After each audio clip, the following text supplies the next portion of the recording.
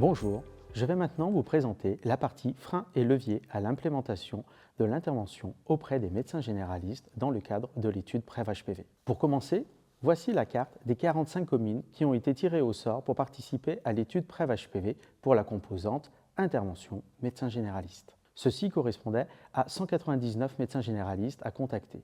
Des courriers par voie postale ont été envoyés et ensuite, chaque médecin a été contacté par téléphone par notre équipe. Le fait qu'il s'agissait d'un médecin contactant un médecin pour proposer une formation créée par des médecins, ceci a permis d'avoir un meilleur accueil, même s'il y a eu certains blocages par des secrétariats. Néanmoins, seulement 46 médecins généralistes ont accepté, ce qui était au-dessous de notre objectif, et 43 ont finalisé la formation. Le recrutement a commencé fin 2021, ce qui tombait dans un contexte assez particulier. Des médecins bien fatigués par la pandémie Covid et également occupés par la vaccination Covid de leurs patients. Donc, se lancer dans un projet de recherche concernant de la vaccination HPV, même peu chronophage, était au-dessus de leurs possibilités. Du fait du protocole de l'étude avec tirage au sort de communes, certains médecins généralistes étaient éloignés de nos réseaux, rendant le recrutement plus difficile.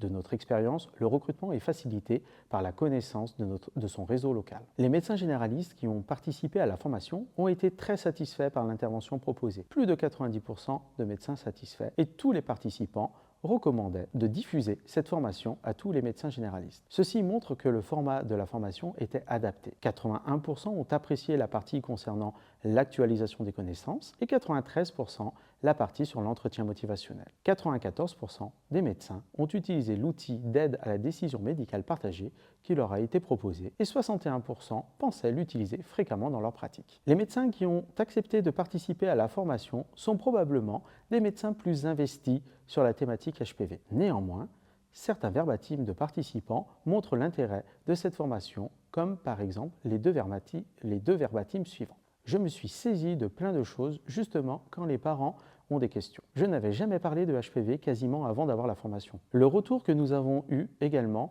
est que l'outil d'aide à la décision médicale partagée n'a pas forcément été utilisé comme nous l'avions envisagé. L'idée était d'utiliser l'outil durant la consultation afin de pouvoir l'expliquer et avoir une base documentaire avec des illustrations tout en utilisant les techniques de base de l'entretien motivationnel. Certains participants ont évoqué qu'ils utilisaient certaines parties en fonction des questions des parents, adolescents, ou bien uniquement la partie carte mentale, qui permet d'avoir une vision synthétique de l'outil. Parfois, certains médecins renvoient le patient sur le site afin d'en parler lors d'une prochaine consultation. Certains participants ont également trouvé dommage que la partie entretien motivationnel n'ait pas été plus développée.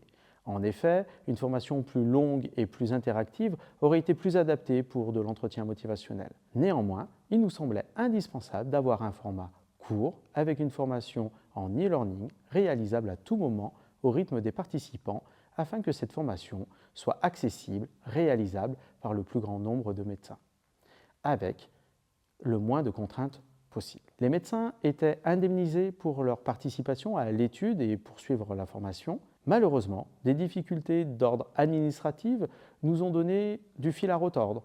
En effet, le financement pour notre composante était géré par l'université, donc il y avait la nécessité de déposer une facture sur une interface en ligne appelée Chorus, ce qui donnait de l'urticaire aux médecins.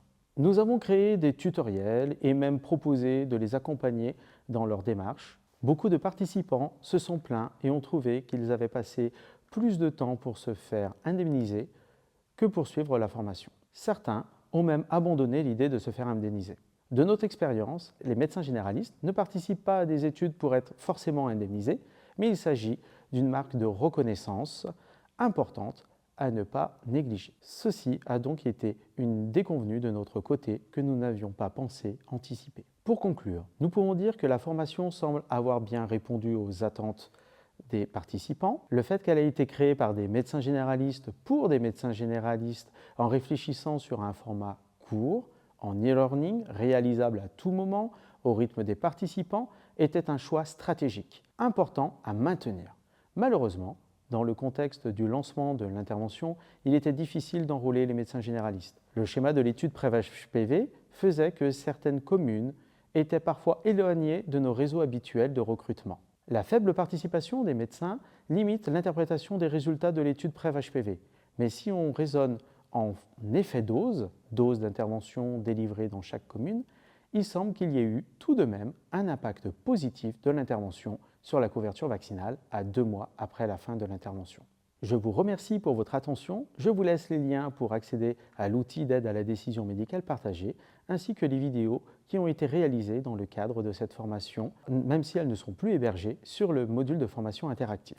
Je vous laisse mon adresse mail, s.bruel@univ-st-etienne.fr. J'espère que le travail réalisé dans le cadre de ce projet de recherche vous aura intéressé. Au plaisir d'échanger avec vous sur cette thématique si vous le souhaitez.